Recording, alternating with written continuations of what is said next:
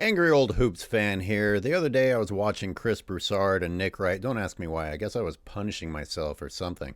But in any case, they were talking about playoff appearances and finals appearances and whether or not all of LeBron's losses should matter because, after all, Michael had failures during his career.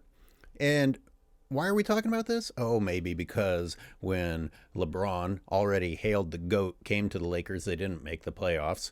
And then they had a first round exit last year, and they're going to possibly miss the playoffs completely this year. That's the only reason we're talking about this. Another way to defend LeBron James. We have two professional sports analysts, and neither one of these professionals who are paid to look at stats mentions the fact that Michael's shortcomings were at the beginning of his career. When a rookie is struggling to get a team that had won only 35% of their games for the 3 previous seasons before he arrived, and then got them to the playoffs and continued to do better each year. And now we're talking about a guy who has been crowned the GOAT, whether he should have or not, but is wearing the mantle of GOAT and misses the playoffs and then has a first round exit in the playoffs and might miss the playoffs entirely again this year. You don't think there's a difference there? It's not even worth talking about. We're not talking about 18-year-old LeBron James back in Cleveland, which, by the way, everyone wants to say they never had any help. Even that rookie season team, now that I've looked at the roster, wasn't that bad. But the teammates thing is a whole nother episode. Let's not go down that tunnel. In the process of making this video, I came across a website that went to great lengths to show Michael's shortcomings. His first 6 seasons in the NBA. It's almost as if he isn't allowed to have ever lost to still be in contention for being the GOAT. I just want to make sure I understand this criticism. A rookie, his first season in the NBA, takes a team that hasn't made the playoffs except for once in the last 7 years and takes them to the playoffs immediately? But he doesn't win the championship, so that's not okay. And after these 6 seasons, all he does is win it all. What do these people criticizing Jordan's early years want? For us not to look at LeBron's early years?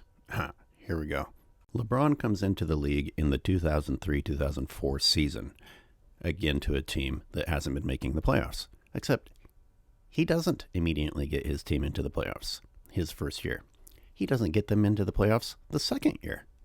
He's already losing this argument. The next 5 seasons are better, but he only makes the finals once and doesn't win it, so that's 5 more seasons of losing, or at least when you're comparing it to Mike's 6 seasons where he didn't win at all. So, as you can see, the comparison isn't even close. So LeBron, after 7 years of coming up short, then quits on Cleveland and says, I need to go get a super team. Let's look in more detail at some of this.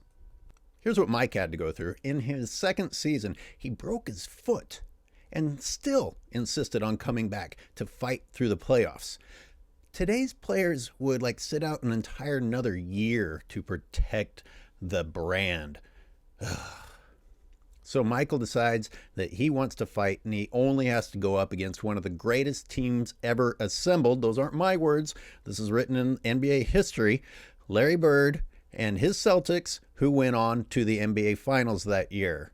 Wow, Mike, what a loser in your second season in the NBA after suffering a broken foot. You couldn't get past them? Then came the hurdle of the Pistons, who were another legendary great team and also allowed to do things to Michael that LeBron James would get people thrown into jail for today. After continuing to grow as a player, after defeating the Pistons, after getting past that hurdle, it was all success from there. A three-peat, followed by retirement. A little bump in the road in which he came back with just a few games left in the season, and that wasn't enough to get them through the playoffs when he came back. Take that out of there, and then another three-peat. You're comparing that to a dude that jumps around to teams and assembles superstars around him, trying to find out how to buy championships and still can't do it? So let's fast forward to more present history, the Laker years, where LeBron has his rings, he has his experience. He's still being called the GOAT. And that guy can't make the playoffs? Well, let's look at that in more detail. Let's take, for example, LeBron James's first year with the Lakers.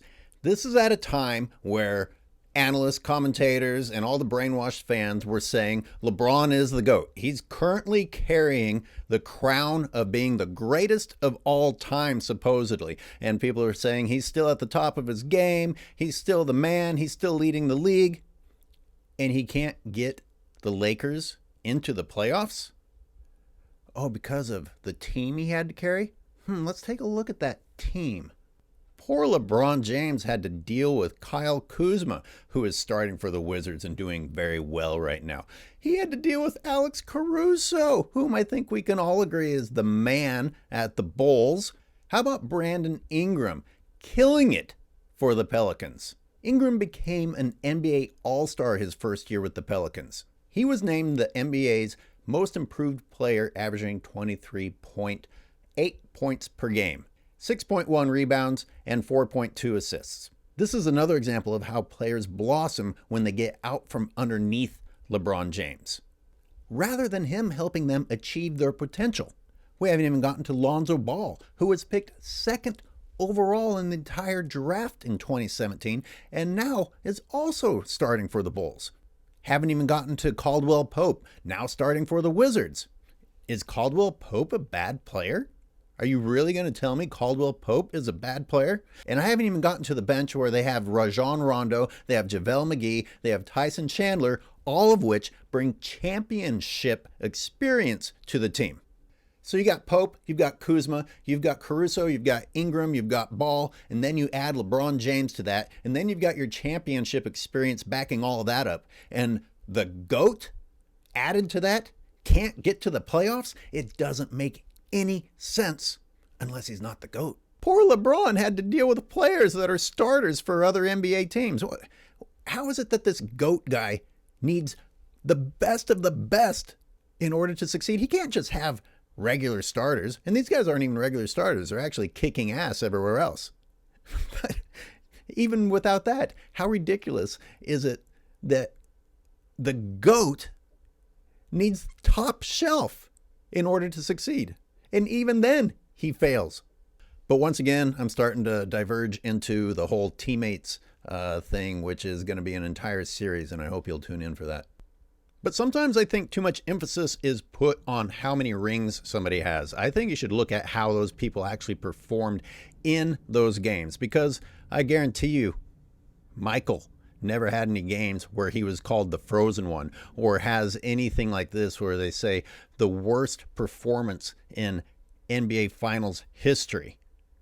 How can a GOAT have that on their resume?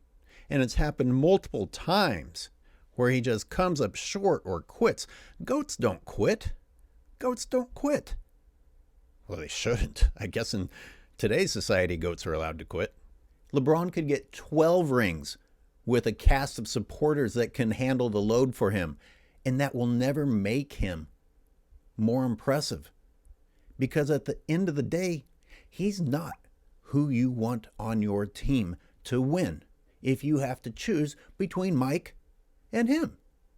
And that's based on performance under pressure. That's based on someone who doesn't make excuses or need all the top caliber people in the league. And there's this ridiculous horse shit about Mike's supporting cast being so incredible. And it's utterly ridiculous. Yeah, they were great players. Would you have heard of any of them without Mike? Maybe one or two. But for the most part, they didn't exist before him or after him. And we'll get to that in the teammates videos.